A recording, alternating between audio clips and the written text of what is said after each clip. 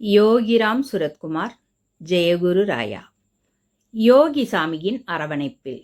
இதன் ஆசிரியர் ராம அரு லட்சுமணன் செட்டியார், லே வள்ளியம்மை ஆச்சி. இன்று இதில் நாம் பார்க்க இருக்கும் தலைப்பு பாம்பும் சித்தரும். யோகி பெருமாள் சடையன் ஐயாவை தன்னுடன் அழைத்து கொண்டு அவ்வப்போது திருவண்ணாமலை கிரிவலப் பாதையில் செல்வதும் மலை மீது ஏறுவதும் வழக்கம். அப்படி ஒருமுறை யோகியும் பெருமாள் சடையன் ஐயாவும் கிரிவல மலையில் ஏறிச் சென்றனர். சிறிது தூரம் சென்றதும் பகவான் நின்று கொண்டு தான் நிற்கும் திசையில் இருந்து வடக்கு திசை நோக்கி கையை காண்பித்து, மகரிஷி சுவாமிகள் இங்கிருந்து வடக்கில் செல்லக்கூடாது என்றார்கள். ஆனால் இந்த பிச்சைக்காரன் செல்வான் என்று கூறிவிட்டு வடக்கு திசை நோக்கி பகவான் நடக்க ஆரம்பிக்க அவரை பின்தொடர்ந்து பெருமாள் ஐயாவும் சென்றார். சிறிது தூரத்தில் ஓங்கி வளர்ந்திருந்த ஒரு பெரிய மரத்தின் வேரை தாண்டி சென்றார்கள்.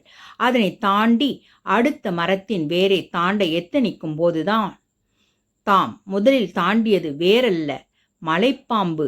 அது மரத்தை சுற்றி கொண்டிருந்தது என்பதனை அறிந்தார்கள்.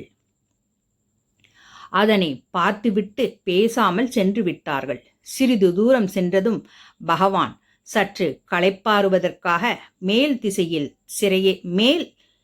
திசையில் சிரசையும் கீழ் திசையில் பாதத்தையும் வைத்து படுத்தார்கள். பெருமாள் ஐயா பகவானின் பாதத்தை பிடித்துவிட்டு பணிவிடை செய்து கொண்டிருந்தார். சிறிது நேரத்தில் பெருமாள் ஐயாவை பயம் கவ்வியது. பகவானின் தலைப்பக்கத்தில் நல்ல பாம்பு ஒன்று தன் பெரிய படத்தை விரித்து கம்பீரமாக இருக்க பெருமாள் ஐயாவுக்கோ பயம் உச்சத்தை தொட்டது. பகவானோ ஆழ்ந்த உறக்கத்தில்.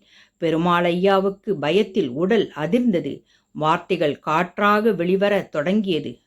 படம் எடுத்திருந்த நல்ல பாம்பு ஆடிக்கொண்டே இருந்தது. சிறிது நேரத்தில் எதிர்பாராத நிலையில் பகவானின் ஒளி பொருந்திய முகத்தில் லேசாக தட்டிவிட்டு சென்று விட்டது. நல்ல பாம்பின் செயல் பெருமாள் ஐயாவுக்கு மேலும் பயத்தையும் பதற்றத்தையும் அதிகப்படுத்தியது. பகவானை பாம்பு தீண்டிவிட்டதே, என்ன செய்வது? இனி எப்படி இங்கிருந்து செல்வது? பகவானிடமிருந்து எந்த அசைவும் இல்லையே. பகவானும் நாமும் வருவதை வழியில் எல்லாரும் பார்த்தார்கள்.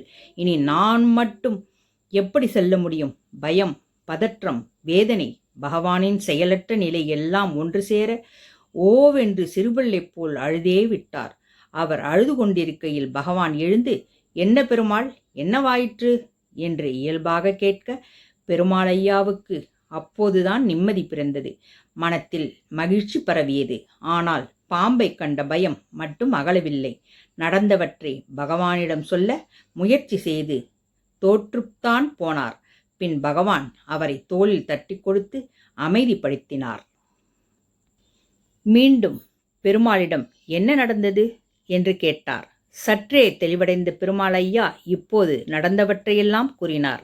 அத்தனையும் கேட்ட பகவான் சற்று நிதானத்துடன் சிரித்துக்கொண்டே, ஓ, இந்த பிச்சைக்காரனை சித்தர் வந்து பார்த்துவிட்டு சென்றிருக்கிறாரா?